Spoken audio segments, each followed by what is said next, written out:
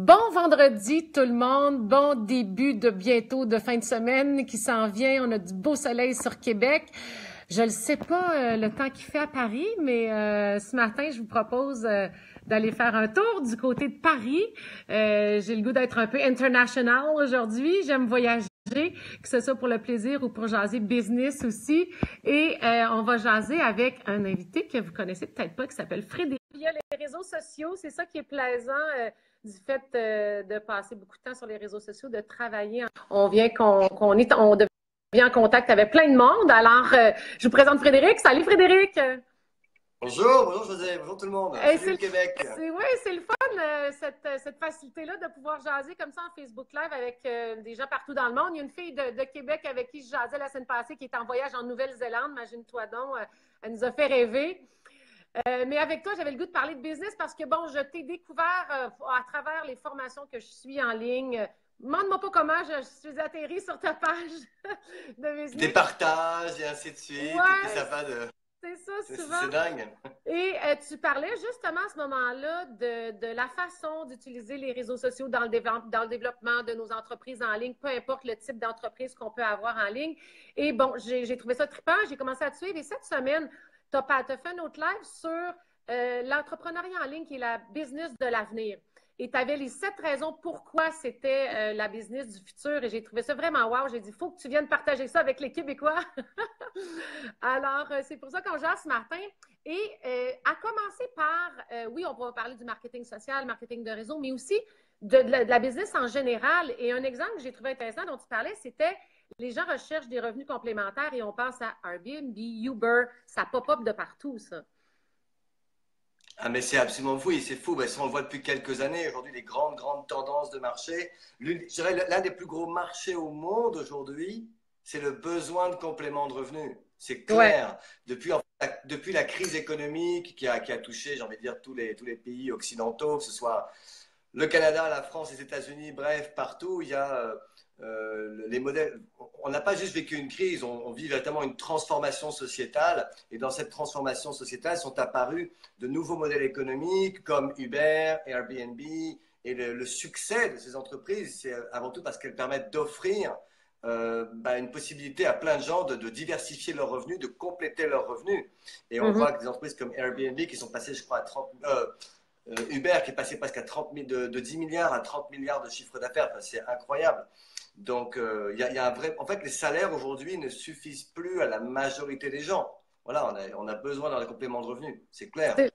C'est vrai, exactement. Et bon, anciennement, traditionnellement, pouvoir se lancer en affaires, bon, on le sait, dans le modèle traditionnel, c'est beaucoup de sous, c'est beaucoup d'insécurité, c'est beaucoup d'investissement, beaucoup de stress.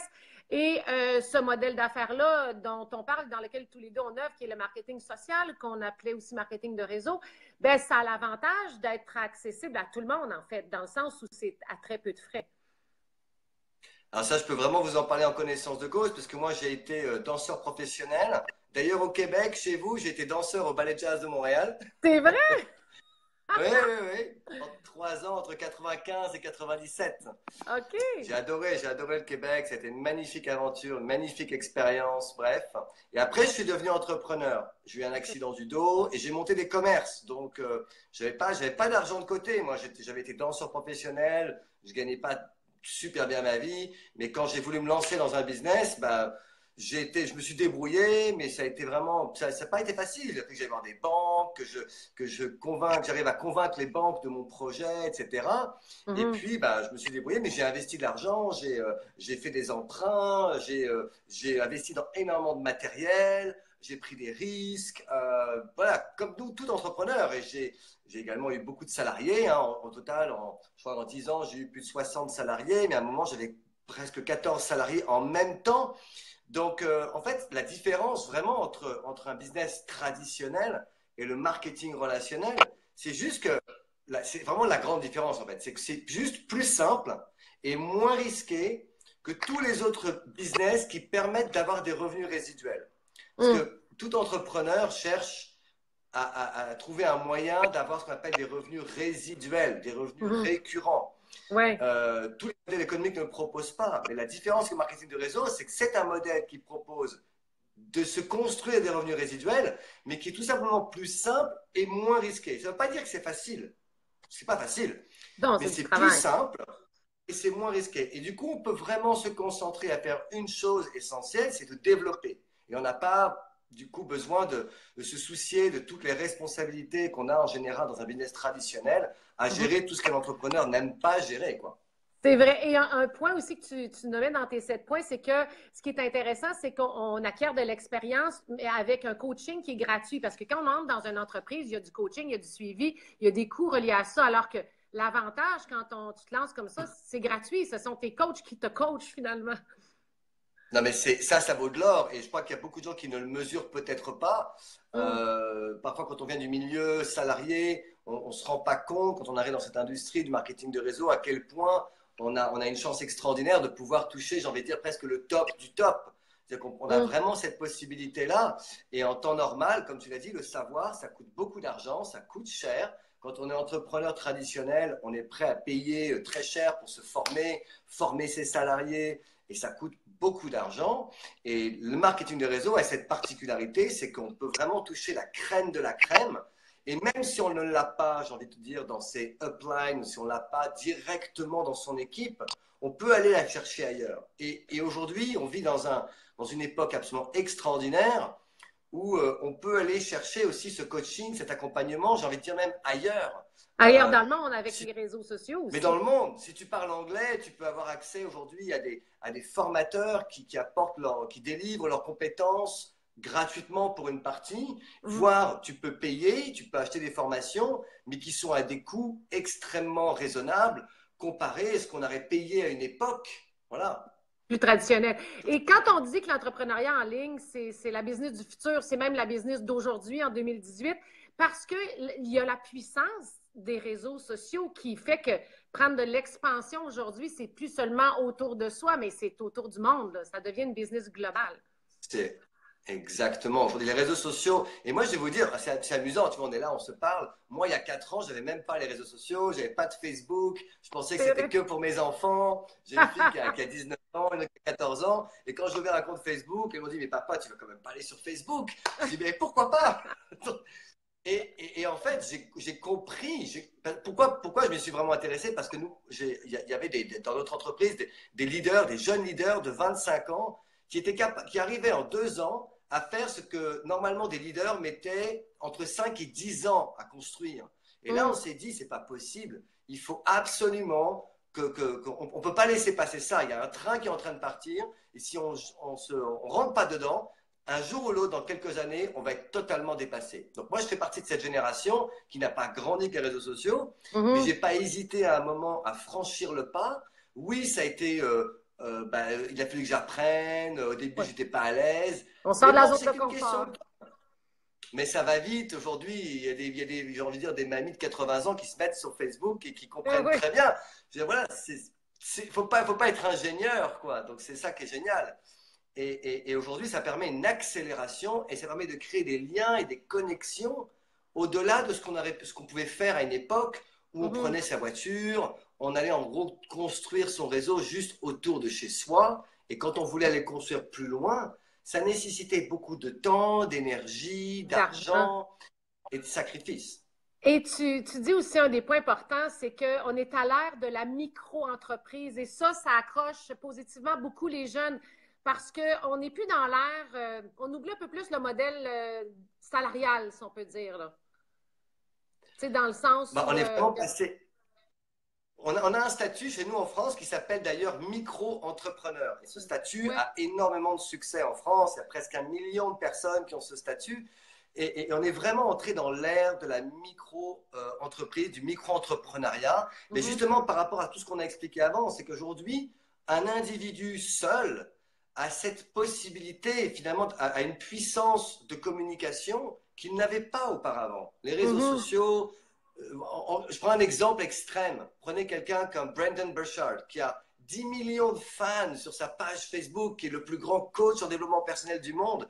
Aujourd'hui, il a pu rayonner en tant qu'individu dans le monde entier, avec les réseaux sociaux notamment. Je veux dire, si on a vraiment de la valeur, on peut aujourd'hui faire connaître cette valeur à des millions de personnes.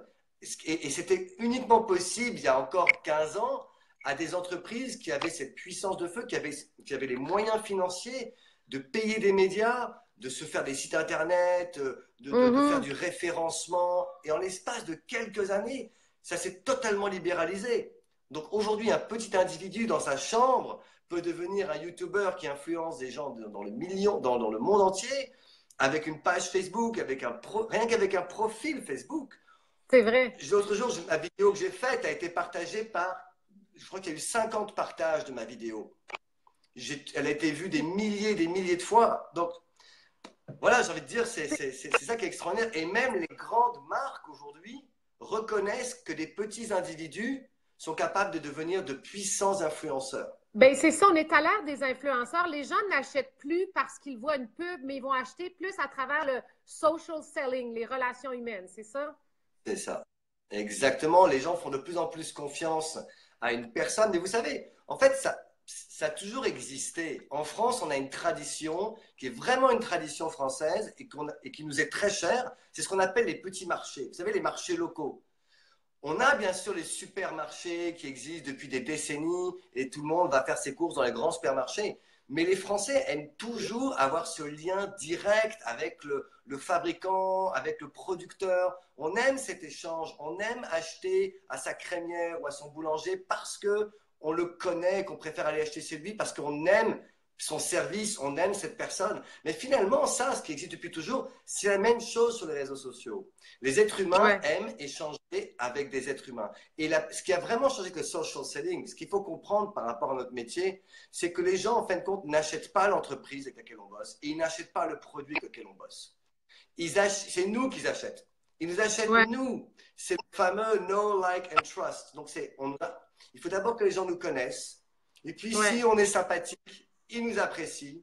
Et puis, au bout d'un moment, on va se créer un lien de confiance. Et la confiance, c'est le maître mot dans toute forme de relation commerciale, mais même amicale ou amoureuse. Et donc, voilà, c'est cet échange humain que les gens aiment. Et le septième point, quand tu disais que c'est de la business du futur, c'est, bon, les réseaux sociaux, oui, mais la puissance de ce qu'on est en train de faire présentement, c'est-à-dire le fameux live Facebook, c'est du social TV. Ça, c'est puissant. C'est nouveau, là, depuis peut-être un an et demi, 2 ans peut-être. Mais vraiment un an, on va dire. Ouais. Un an, oui. Mais la puissance de la portée, en fait, de ce médium-là, c'est intense, là. C'est immense et je pense que peut-être nous qui sommes, enfin moi qui suis d'une génération, j'ai 47 ans, je suis encore épaté que ça existe. Parce que quand j'étais plus jeune, on imaginait la possibilité de s'appeler au téléphone et de se voir. Et on se disait, mais ça, c'est juste la science-fiction. Rien que de se voir au téléphone. Aujourd'hui, c'est banal. Donc, j'ai mes enfants, ils trouvent ça juste normal, quoi. Donc, c'est presque aussi incroyable que l'invention de l'électricité ou de l'aviation. C'est juste énorme. Mais c'est ça que j'essaie ma mission, en tout cas, c'est de faire réaliser ça aux gens, de dire on est dans un moment très charnière, historique de l'étendue du développement de l'entrepreneuriat pour prendre nos vies en main, pas toujours travailler pour d'autres personnes. Et avec la puissance d'Internet et des réseaux sociaux aujourd'hui, ça augmente cette facilité-là, même si c'est un travail qui est difficile, cette portée-là. Alors, il faut tellement travailler à briser des préjugés parce que les gens n'aiment pas les changements, les gens ont peur de l'inconnu, les gens jugent beaucoup, particulièrement le modèle de marketing social dans lequel on travaille, parce qu'il y a de l'historique derrière ça qu'il faut dépoussiérer, puis qu'il faut faire démêler là, les idées, parce que malheureusement, les gens s'empêchent d'aller vers ça parce qu'il y a beaucoup de préjugés encore. C'est le cas aussi en Europe. C'est comme ça partout, cette industrie, elle est formidable. Hein. C'est à la fois paradoxal parce qu'il n'y a pas une autre industrie qui a permis à autant de personnes de vraiment se construire une liberté financière. J'en connais pas d'autres. Et en même temps, il y a beaucoup de préjugés. Les préjugés, ils sont simples. En fait, n'importe qui peut rentrer. L'accès est tellement facile que du coup, il y a beaucoup de gens qui sont déçus parce qu'ils n'ont pas réussi ou ils n'ont juste pas fait ce qu'il fallait. Bon, donc en fait, il y a tellement de gens qui rentrent qu'il y a aussi beaucoup de déchets, mais ça, c'est normal. Mais cette industrie, elle marche. Par contre, il faut bosser, il faut faire des bons choix comme dans n'importe quel business, vous pouvez vous lancer dans un autre business et faire un mauvais choix, avoir le mauvais partenaire. C'est la même chose. Mais Mhm. pour en revenir au live TV, c'est d'une puissance incroyable et c'est toujours dans le démarrage d'une innovation qu'il faut prendre qu'il faut voilà, sauter dedans. Parce que quand Ouais, dans 2, 3 ans, tout le monde s'y mettra, ce sera trop tard pour créer une présence et une influence. C'est ceux c'est qui ont le ça. courage de dépasser leur peur et de se mettre en live maintenant qui vont commencer à se construire une influence. Et donc, moi, j'ai créé un challenge, par exemple, pour mes équipes, de vidéos Facebook Live. Et pour beaucoup, ils avaient vraiment envie de le faire. Il y avait une espèce d'excitation, ils avaient envie de se dépasser, mais il y avait cette peur énorme, c'est ce Ouais, trac comme si on en allait monter sur scène. c'est Et, et, vrai. mais c'est pas grave, on l'a fait en groupe. Et ce qui est extraordinaire, c'est qu'au bout d'un mois, mais les changements, c'est qu'ils ont eu l'impression d'être capables de franchir une étape qu'ils se croyaient totalement incapables de franchir. Et puis ils ont vu qu'ils n'en étaient pas morts. D'abord, ils ne sont pas Ben, morts. c'est ça. Donc, On laisse l'ego de côté un peu. Puis, de toute façon, c'est la beauté de ce médium-là, c'est que c'est le côté naturel. C'est naturel, c'est mais oui, sympathique, c'est relax et il ne faut pas être ça parfait. a une puissance incroyable. Donc, les gens qui ont une business, qui ont quelque chose à apporter aux gens à travers le monde par rapport à leur business, il faut utiliser ce modèle-là. Je pense que ça passe forcément par l'utilisation, la bonne utilisation des réseaux sociaux aussi. Et sais-tu quoi? Je pense qu'on réussit dans ce business-là quand on donne aussi. On éduque, on inspire. Et plus on donne, ben plus Mais éventuellement tu, on tu, tu reçoit viens de aussi. dire le mot juste. Tu viens de dire le mot, en fait, le plus important, parce que je veux dire, les tactiques, les techniques, elles évolueront toujours. Mais ce qui se Ouais, restera et qui changera jamais, c'est la valeur et c'est ce qu'on donne aux gens. Donc, c'est comment on va utiliser ouais. ces outils pour éduquer, pour apporter des choses, pour informer, voilà, pour aider les gens. Être un entrepreneur, ça Inspire. n'est rien d'autre que d'apporter une solution aux gens. C'est tout. C'est ça, être un entrepreneur. Donc, à partir du moment où on C'est vrai. comprend qu'on doit en fait s'adresser aux gens, pas en disant ouais, c'est super ce que j'ai. Non, c'est qu'est-ce que je peux vous apporter? Comment je peux vous aider à résoudre un problème, une solution? Donc, c'est Mm. d'identifier les personnes à qui on a envie de s'adresser, quelles sont, identifier et comprendre quelles sont leurs problématiques et Leurs leur besoins. apporter des solutions. Parce que Et on peut plus avoir du succès. les gens aujourd'hui veulent du temps, de la qualité de temps, ils veulent de l'argent parce qu'ils ont des projets, ils veulent une sécurité, se bâtir une sécurité financière. Ça peut être une question de santé, qualité de vie, ça peut être un nouveau défi. Sont tannés de leur day-to-day plate où est-ce qu'ils s'en vont au travail puis ils ont juste hâte au vendredi. Moi, ça me rend triste d'entendre des gens qui Oui. postent sur Facebook, oh, lundi matin, puis vendredi, je me dis, my God, on a une vie à vivre. Si tu es tanné, il faut que tu passes à l'action pour vivre autre chose. Donc, tous les gens Mais ont tu sais forcément ces pourquoi? besoins.